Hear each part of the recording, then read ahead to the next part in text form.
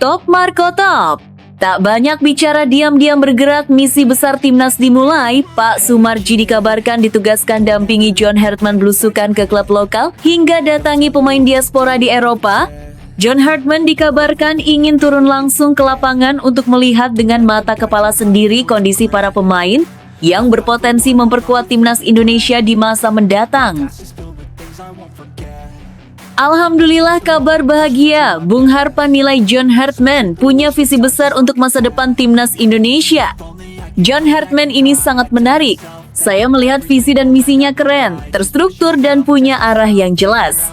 Bukan sekedar janji, tapi ada konsep bagaimana tim ini mau dibangun, bahkan bisa lebih tinggi dari era Shin Tae-yong jika berjalan dengan baik tanpa ada campur tangan dan gangguan-gangguan pihak lain. Ujar Bung Harpa dalam pandangan luasnya.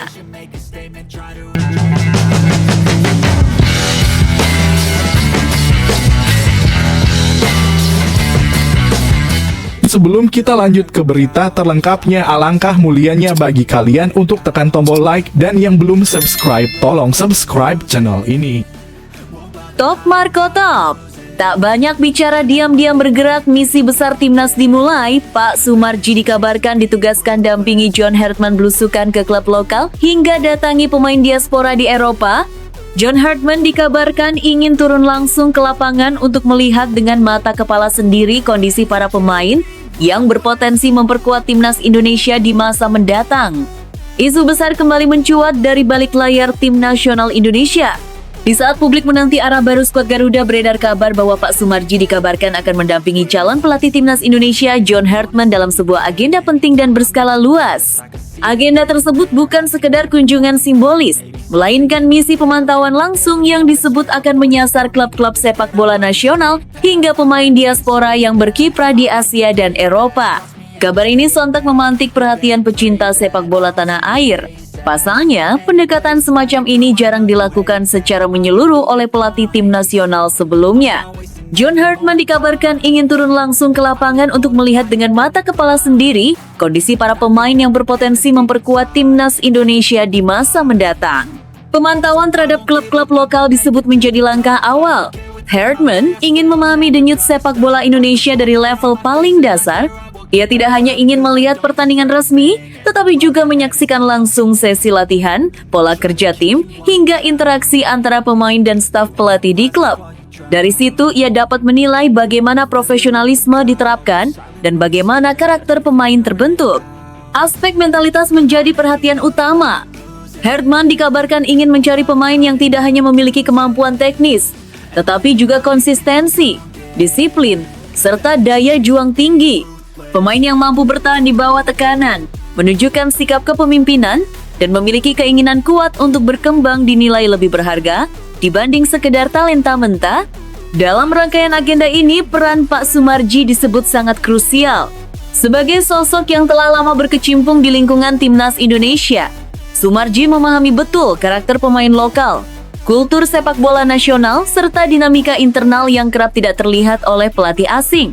Kehadirannya diyakini mampu membantu Hartman membaca situasi dengan lebih akurat dan kontekstual. Tak berhenti di dalam negeri, misi ini juga dikabarkan akan meluas hingga luar negeri. Pemain diaspora yang selama ini menjadi bagian penting timnas Indonesia disebut akan didatangi langsung di klub masing-masing. Asia dan Eropa masuk dalam daftar tujuan. Langkah ini dinilai sebagai bentuk keseriusan Hartman dalam memastikan bahwa setiap pemain diaspora yang dipanggil benar-benar siap secara fisik, mental, dan emosional.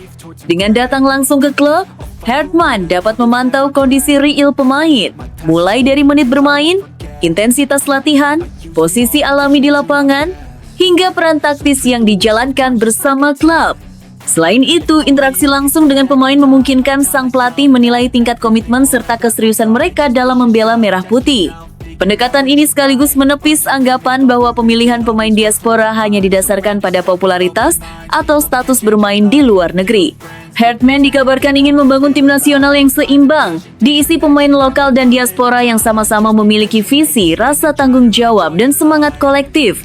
Langkah belusukan ini juga mencerminkan filosofi kerja yang menekankan proses panjang dan terukur. Hartman disebut tidak ingin membangun tim secara instan. Ia ingin memahami setiap individu yang akan masuk ke dalam tim, mengenal latar belakang mereka, serta memastikan kecocokan karakter dengan budaya tim yang ingin dibangun. Kabar mengenai agenda ini pun disambut positif oleh berbagai kalangan. Banyak pihak menilai bahwa pendekatan tersebut menjadi sinyal kuat perubahan arah pembangunan timnas Indonesia. Seleksi pemain yang dilakukan melalui observasi langsung dinilai lebih adil, objektif, dan minim kepentingan di luar aspek teknis. Meski hingga kini belum ada konfirmasi resmi, isu ini telah memunculkan optimisme baru di tengah publik. Jika agenda tersebut benar-benar terrealisasi, maka timnas Indonesia akan memasuki era baru dengan standar kerja yang lebih profesional. Garuda tidak lagi hanya mengandalkan talenta semata, tetapi juga proses seleksi matang yang mempertimbangkan kesiapan mental, fisik, dan komitmen jangka panjang. Kini perhatian publik tertuju pada langkah selanjutnya. Apakah operasi senyap ini akan benar-benar dijalankan atau hanya menjadi rumor semata? Namun, satu hal yang pasti, kabar ini telah menyalakan harapan. Harapan akan timnas Indonesia yang dibangun dengan keseriusan, ketelitian, dan visi besar untuk bersaing di level yang lebih tinggi, baik di Asia maupun di panggung dunia. Alhamdulillah, kabar bahagia. Bung Harpa nilai John Hartman punya visi besar untuk masa depan timnas Indonesia. John Hartman ini sangat menarik. Saya melihat visi dan misinya keren, terstruktur, dan punya arah yang jelas. Bukan sekedar janji, tapi ada konsep bagaimana tim ini mau dibangun, bahkan bisa lebih tinggi dari era Shin Tae-yong jika berjalan dengan baik tanpa ada campur tangan dan gangguan-gangguan pihak lain. Ujar Bung Harpa dalam pandangan luasnya. Penunjukan John Hartman sebagai pelatih baru tim nasional Indonesia terus memantik perhatian publik sepak bola tanah air. Di tengah berbagai reaksi dan ekspektasi yang mengiringi kehadirannya, muncul pandangan optimistis dari pengamat sepak bola nasional Bung Harpa. Ia menilai John Hartman sebagai sosok pelatih yang sangat menarik, dengan visi dan misi yang dinilai jelas serta berpotensi membawa timnas Indonesia melangkah lebih jauh dibandingkan era-era sebelumnya. Menurut Bung Harpa, daya tarik utama John Hartman terletak pada cara pandangnya dalam membangun tim nasional. Hartman dinilai bukan sekedar pelatih dengan pengalaman internasional, tetapi juga memiliki konsep yang matang mengenai pembangunan tim jangka panjang. Hal inilah yang membuat Bung Harpa optimistis terhadap masa depan timnas Indonesia di bawah kepemimpinannya. John Hartman ini sangat menarik. Saya melihat visi dan misinya keren, terstruktur, dan punya arah yang jelas. Bukan sekadar janji, tapi ada konsep bagaimana tim ini mau dibangun, ujar Bung Harpa dalam pandangannya. Lebih jauh, Bung Harpa menyebut bahwa jika Hartman diberikan kebebasan bekerja tanpa hambatan, bukan tidak mungkin prestasi yang diraih timnas Indonesia bisa melampaui capaian pelatih sebelumnya, termasuk Shin Tae-yong. Ia menilai bahwa keberhasilan sebuah tim nasional tidak hanya ditentukan oleh kualitas pemain, tetapi juga oleh kestabilan manajemen dan minimnya gangguan non-teknis. Kalau tidak ada kendala teknis maupun pengganggu-pengganggu di luar lapangan yang selama ini sering muncul, saya yakin prestasi John Hartman bisa lebih tinggi dari Shin Tae-yong, katanya.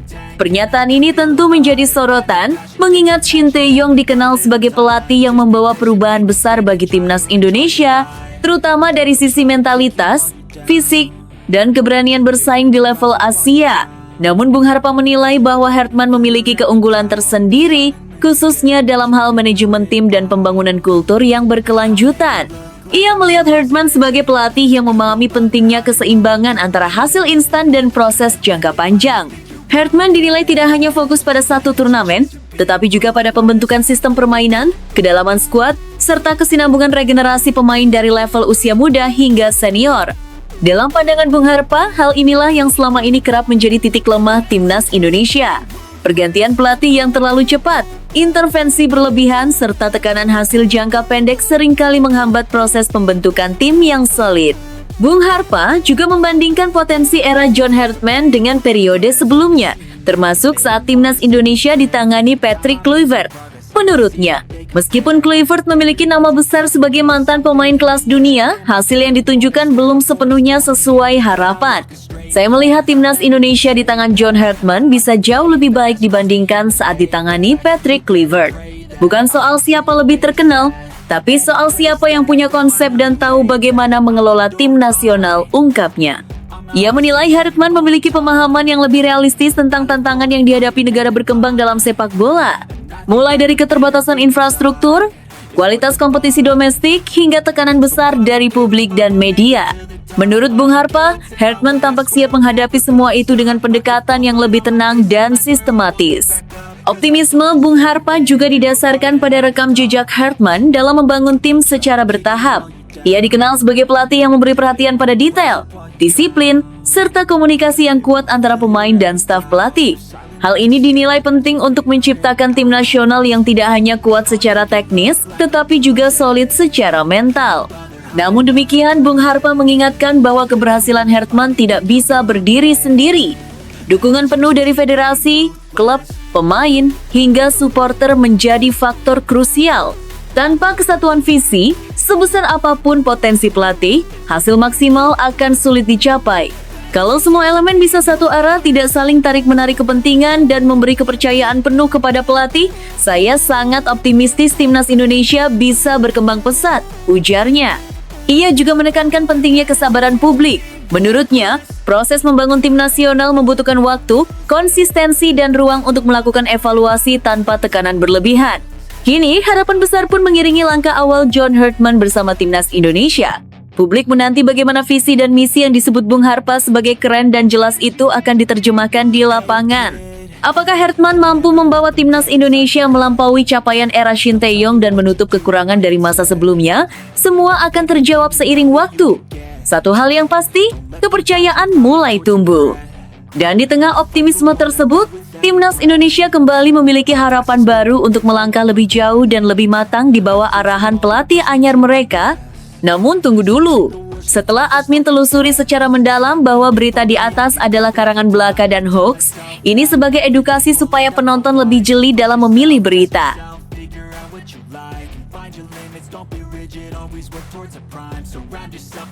Sevi Sali, sang legenda Malaysia, akhirnya buka suara.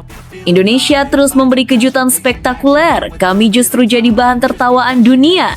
Dengan nada setengah bercanda, ia berkata bahwa situasi timnas Indonesia saat ini bisa membuat siapapun tergoda. Rasanya kalau saya masih menjadi pemain bola, ingin pindah negara, ucapnya sambil tertawa ringan dan renyah. Perkembangan pesat timnas Indonesia kembali mengguncang jagat sepak bola Asia Tenggara. Namun, kali ini sorotan tidak datang dari dalam negeri atau media Eropa, melainkan dari sosok yang selama bertahun-tahun menjadi ikon rival abadi Indonesia. Sevi Sali, mantan striker tajam timnas Malaysia, secara tiba-tiba melontarkan komentar yang membuat publik terdiam sekaligus penasaran. Dalam pernyataannya, Sevi Sali tidak menutupi rasa heran terhadap apa yang sedang dibangun oleh timnas Indonesia. Ia menyoroti kedatangan pelatih anyar John Hartman yang dinilainya sebagai bukti bahwa Indonesia kini benar-benar serius menata masa depan sepak bolanya. Saya benar-benar tak habis pikir, ujar Sevi. Timnas Indonesia itu sering sekali mengejutkan pendukungnya dengan kabar baik. Kalimat ini terdengar sederhana, namun syarat makna. Bagi seorang legenda Malaysia, pengakuan semacam ini bukanlah hal ringan, apalagi mengingat rivalitas panjang kedua negara. Sevi menilai kejutan dari Indonesia tidak datang sekali dua kali. Dalam beberapa tahun terakhir, publik Asia Tenggara menyaksikan bagaimana Indonesia terus menghadirkan kabar positif. Mulai dari prestasi tim kelompok umur, peningkatan kualitas kompetisi, hingga masuknya pemain-pemain naturalisasi dengan grade tinggi yang punya pengalaman bermain di level atas. Pemain naturalisasi mereka datang silih berganti, dan kualitasnya bukan main-main, kata Sevi. Menurutnya, Indonesia kini tidak lagi sekedar mencari tambahan tenaga, tetapi benar-benar membangun tim dengan standar internasional. Kedatangan John Hartman menjadi puncak dari rangkaian kejutan tersebut. Sevi menyebut Hartman sebagai pelatih berkelas Eropa dengan reputasi yang sangat baik. Bukan hanya soal asal-usul, tetapi juga soal rekam jejak dan pendekatan profesional yang dibawanya. Sekarang pelatih mereka pun berkelas Eropa dan punya reputasi bagus, lanjut Sevi. Ia mengakui bahwa langkah ini membuat timnas Indonesia terlihat semakin menarik bahkan dari sudut pandang seorang pemain profesional. Komentar Sevi kemudian berubah menjadi candaan pahit yang justru menjadi sorotan utama. Dengan nada setengah bercanda, ia berkata bahwa situasi timnas Indonesia saat ini bisa membuat siapapun tergoda. Rasanya kalau saya masih menjadi pemain bola, ingin pindah negara, ucapnya sambil tertawa. Tawa itu, bagi banyak pengamat justru terasa getir. Di balik candaan Safi tersimpan perbandingan tajam dengan kondisi sepak bola Malaysia yang sedang terpuruk. Saifi tidak menutup mata terhadap kenyataan pahit yang dihadapi negaranya sendiri. Ia menyinggung polemik pemain naturalisasi yang menyeret sepak bola Malaysia ke arah negatif. Kasus tersebut berujung pada sanksi FIFA dan sorotan dunia internasional. Meski Saifi tidak merinci detail, ia menggambarkan dampaknya sebagai sesuatu yang sangat memalukan. Timnas Malaysia justru terpuruk. Ada kasus pemain naturalisasi yang berakhir dengan sanksi FIFA. Dunia mempermalukan kita, ucap Safi dengan nada kecewa. Pernyataan ini lebih terasa sebagai curahan hati seorang mantan pemain yang mencintai negaranya, namun kecewa dengan arah yang diambil. Kontras antara Indonesia dan Malaysia pun semakin terlihat jelas. Di satu sisi, Indonesia terus melangkah maju dengan rencana besar, dukungan federasi, dan keberanian mengambil keputusan strategis. Di sisi lain, Malaysia masih bergulat dengan masalah internal yang mencoreng citra sepak bolanya di mata dunia. Bagi Safi, apa yang dilakukan Indonesia saat ini adalah contoh bagaimana sepak bola seharusnya dibangun.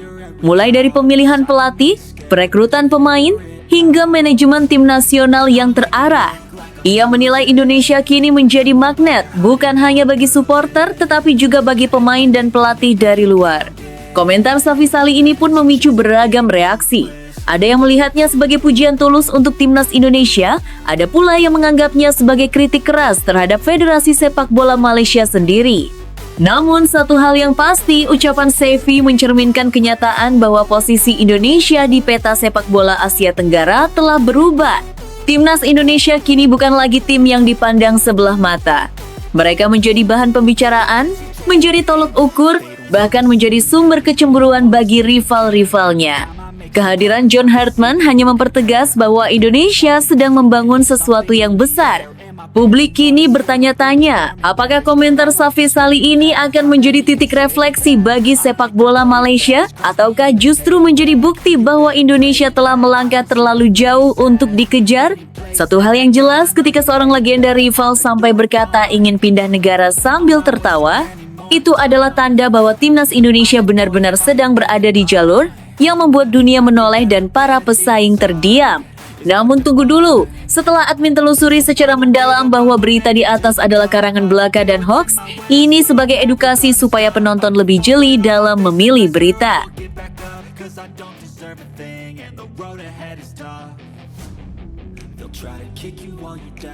Kabar bahagia mengguncang sepak bola nasional. Ratu Tisha ungkap harapan besar Shin Tae-yong diajukan jadi Dirtek PSSI, Garuda bersiap terbang lebih tinggi. Ratu Tisha menegaskan bahwa pengalaman langsung Shin Tae-yong bersama timnas Indonesia menjadi nilai tambah yang sangat besar. STY memahami karakter pemain lokal, mengetahui potensi besar yang dimiliki pemain muda Indonesia, sekaligus sadar akan kelemahan-kelemahan yang masih harus diperbaiki. Sepak bola Indonesia kembali diselimuti kabar yang membuat optimisme publik membuncah. Ratu Tisha Destria, salah satu figur penting dalam manajemen sepak bola nasional, memberikan kabar terbaru yang dinilai sangat membahagiakan bagi masyarakat Indonesia, khususnya para penggemar setia timnas Indonesia. Di tengah kekosongan posisi strategis Direktur Teknik Dirtek PSSI setelah ditinggal Jordi Cruyff, Ratu Tisha secara terbuka menyampaikan upayanya untuk mengajukan nama mantan pelatih timnas Indonesia, Shin Tae-yong, sebagai kandidat utama. Seperti diketahui, Jordi Cruyff resmi meninggalkan PSSI setelah memilih melanjutkan kariernya sebagai Direktur Teknik Ajax Amsterdam, klub raksasa Belanda yang dikenal sebagai salah satu pusat pengembangan sepak bola terbaik di dunia. Kepergian Jordi tentu meninggalkan kekosongan besar, bukan hanya secara struktur organisasi, tetapi juga dalam arah teknis dan visi jangka panjang sepak bola Indonesia. Posisi Dirtek bukan jabatan biasa, melainkan peran kunci yang menentukan masa depan timnas Indonesia dari generasi ke generasi. Dalam situasi krusial tersebut, Ratu Tisha menilai Shin Tae-yong sebagai sosok paling ideal untuk mengisi posisi tersebut. Menurutnya, STY adalah calon terbaik yang tersedia saat ini karena memiliki pemahaman menyeluruh terhadap sepak bola Indonesia. Bukan hanya mengenal timnas di level senior, tetapi juga memahami kondisi pembinaan dari akar rumput hingga ke level tertinggi. Selama menangani timnas Indonesia, Shin Tae-yong dikenal sebagai figur yang membawa perubahan besar dan fundamental. Ia bukan sekadar pelatih yang mengejar hasil instan, tetapi juga membangun fondasi kuat berupa disiplin, mentalitas juang, dan budaya profesional. Di bawah kepemimpinannya, pemain timnas Indonesia mengalami peningkatan signifikan dalam hal fisik, taktikal, dan mental bertanding. Indonesia yang sebelumnya sering dipandang sebelah mata, perlahan berubah menjadi tim yang berani menghadapi siapapun di level Asia. Ratu Tisha menegaskan bahwa pengalaman langsung Shin Tae-yong bersama timnas Indonesia menjadi nilai tambah yang sangat besar. STY memahami karakter pemain lokal, mengetahui potensi besar yang dimiliki pemain muda Indonesia, sekaligus sadar akan kelemahan-kelemahan yang masih harus diperbaiki. Dengan pemahaman tersebut, ia dinilai tidak perlu waktu lama untuk beradaptasi jika dipercaya sebagai Dirtek PSSI. Sebagai direktur teknik, peran Shin Tae-yong akan jauh lebih luas dibanding saat menjadi pelatih. Ia akan bertanggung jawab dalam menyusun peta jalan sepak bola nasional, mulai dari kurikulum pembinaan usia dini, standarisasi metode latihan, peningkatan kualitas pelatih lokal, hingga penyelarasan filosofi bermain timnas Indonesia di semua level usia. Inilah alasan mengapa Ratu Tisha memandang STY sebagai sosok yang tepat untuk memastikan kesinambungan dan keberlanjutan prestasi timnas Indonesia. Dalam pernyataannya, Ratu Tisha juga menyampaikan pesan yang sangat menyentuh. Ia secara terbuka memohon dukungan dan doa dari seluruh masyarakat Indonesia, khususnya para penggemar timnas Indonesia. Menurutnya, membangun sepak bola nasional bukan pekerjaan satu orang atau satu kelompok, melainkan perjuangan bersama yang membutuhkan kepercayaan, kesabaran, dan dukungan penuh dari publik. Mohon dukungan dan doanya dari seluruh masyarakat Indonesia, terutama para pecinta timnas Indonesia. Kurang lebih demikian pesan yang disampaikan Ratu Tisha. Pernyataan ini mencerminkan kesungguhan sekaligus harapan besar agar langkah yang sedang diupayakan ini mendapat restu dan dukungan luas. Jika Shin Tae-yong benar-benar ditunjuk sebagai Dirtek PSSI, maka ini bisa menjadi titik balik penting bagi sepak bola Indonesia. Sosok yang pernah berada di pinggir lapangan, kini berperan sebagai perancang besar sistem sepak bola nasional. Dengan pengalaman internasional yang dimilikinya, STY diharapkan mampu membawa standar global ke dalam sistem pembinaan Indonesia, sekaligus menyesuaikannya dengan karakter dan budaya lokal. Harapan besar pun kembali tumbuh di hati publik. Banyak yang membayangkan timnas Indonesia tidak hanya kuat dalam jangka pendek, tetapi juga memiliki fondasi kokoh untuk bersaing secara konsisten di level Asia bahkan dunia. Timnas yang tidak bergantung pada satu generasi emas semata, tetapi mampu terus melahirkan pemain-pemain berkualitas dari waktu ke waktu. Kini perhatian publik tertuju pada PSSI. Apakah usulan Ratu Tisha akan mendapat lampu hijau? Jika hal itu terwujud, maka kembalinya Shin Tae-yong dalam peran strategis sebagai direktur teknik bisa menjadi kunci utama menuju masa depan cerah sepak bola Indonesia. Optimisme kembali menyala dan harapan besar kembali menggantung di langit Garuda.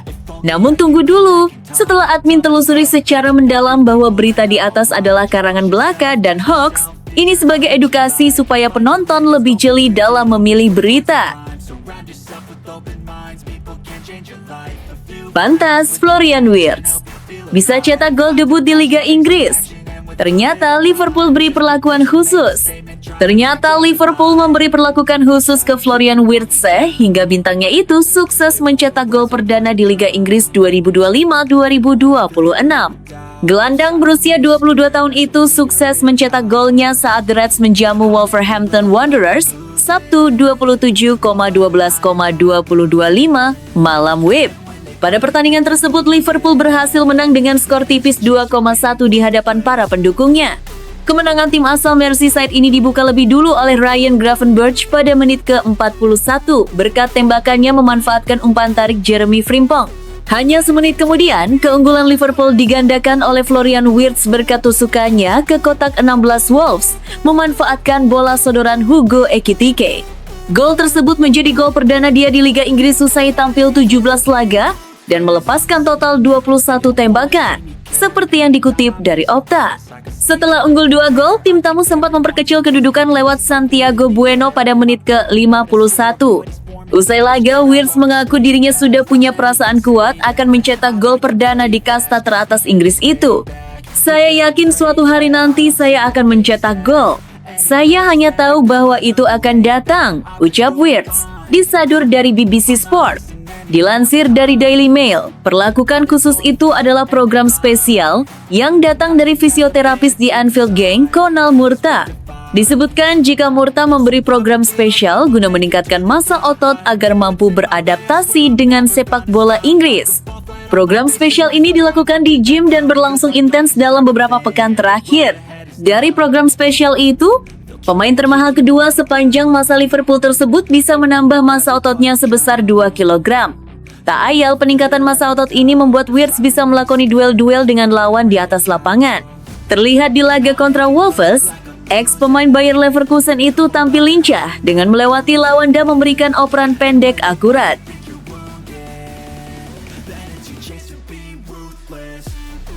Manchester United percaya diri bisa gaet. Salah satu pemain sayap terbaik dunia siap singkirkan rival. Manchester United dikabarkan sangat percaya diri mampu membujuk Paris Saint-Germain untuk melepas Bradley Barcola. Klub Liga Inggris itu bahkan optimistis sang pemain bersedia hijrah ke Old Trafford pada bursa transfer Januari mendatang. Sebelumnya, MU juga bersaing dalam perburuan Antoine Semenyo dari Bournemouth. Namun, peluang setan merah untuk mendapatkan pemain tersebut menipis karena Manchester City disebut menjadi tujuan utama Semenyo. Situasi ini membuat MU mengalihkan fokus ke target lain yang dinilai lebih ideal. Menurut laporan, kebutuhan akan penyerang sayap baru menjadi prioritas utama tim asuhan Ruben Amorim. Dalam konteks ini, Barcola masuk radar sebagai target serius. Laporan menyebutkan bahwa MU menjadikan perekrutan pemain PSG itu sebagai prioritas, serta yakin mampu merayu kedua pihak baik klub maupun pemain. Meski persaingan dipastikan ketat dengan sejumlah klub Liga Inggris lain, United diklaim siap melakukan pendekatan resmi. Barcola sendiri mendapat pujian luas sebagai salah satu pemain sayap terbaik di dunia saat ini. Jika transfer ini terwujud, langkah tersebut bisa menjadi salah satu keputusan terbaik Ineos sejak mengambil alih kendali klub. Menurut Anda, apakah Manchester United benar-benar mampu meyakinkan PSG dan Barcola? Layakkah ia menjadi solusi lini serang setan merah? Sampaikan pendapat Anda di kolom komentar. Man City bangkit di 2025. 4 pemain ini jadi kekuatan baru penentu kebangkitan. Manchester City menjalani tahun 2025 dengan perjalanan yang jauh dari kata mulus.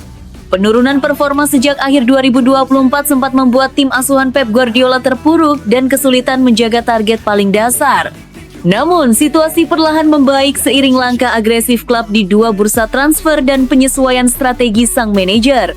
Di tengah proses kebangkitan tersebut, sejumlah pemain tampil dengan kontribusi yang terasa paling menentukan. Meski nama seperti Ryan Cherky dan Gianluigi Donnarumma mencuri perhatian, pemain paling berharga City justru mereka yang konsisten hadir sejak fase terberat hingga masa pemulihan. Nico Gonzalez menjadi simbol harapan saat tampil impresif melawan Newcastle pada Februari. Bahkan disebut Guardiola sebagai Messi versi mini. Ia berperan penting membantu City melewati periode sulit, meski akhirnya tersisih dari pilihan utama di akhir musim. Erling Haaland pun menjawab kritik musim lalu dengan ketajaman luar biasa, mencetak lebih dari 30 gol sepanjang tahun kalender. Bernardo Silva tetap menjadi sosok vital di tengah badai cedera, sementara Nico O'Reilly muncul sebagai kejutan besar. Masuknya O'Reilly pada Piala FA mengubah dinamika permainan dan membawa City meraih 6 kemenangan dari 7 laga beruntun. Menurut Anda, siapa pemain paling berpengaruh dalam kebangkitan Manchester City di 2025? Sampaikan pendapat Anda di kolom komentar. Stamford Bridge tak lagi angker. Enzo Maresca, kehabisan kata-kata lihat Chelsea kerap kena comeback. Stamford Bridge yang dulu dikenal sebagai benteng kokoh Chelsea kini tak lagi menghadirkan rasa gentar bagi lawan. Sepanjang musim 2025-2026, The Blues justru kerap kehilangan keunggulan saat bermain di kandang sendiri, membuat Enzo Maresca kehabisan kata-kata melihat situasi tersebut. Di Liga Inggris, Chelsea tercatat telah membuang 11 poin setelah sempat unggul lebih dulu, jumlah tertinggi di kompetisi musim ini. Lebih ironis lagi, 3 kekalahan di Stamford Bridge terjadi dalam kondisi memimpin pertandingan, masing-masing saat menghadapi Brighton, Sunderland, dan Aston Villa. Statistik ini kontras dengan masa lalu, ketika Chelsea pernah mencatatkan rekor 86 laga kandang tanpa kekalahan di Liga Inggris. Maresca menegaskan bahwa tren negatif ini bukan sekedar kebetulan. Menurutnya, Chelsea kerap kehilangan kontrol permainan setelah kebobolan, sehingga momentum berbalik ke pihak lawan. Meski banyak pihak menilai usia skuad yang muda menjadi penyebab utama, pelatih asal Italia itu menolak anggapan tersebut dan menekankan pentingnya memahami akar masalah secara menyeluruh. Kini pertanyaan besar muncul. Apa yang sebenarnya terjadi di Stamford Bridge? Apakah Chelsea membutuhkan pemain berpengalaman? Atau ada persoalan mental yang harus segera dibenahi? Tulis pendapat Anda di kolom komentar.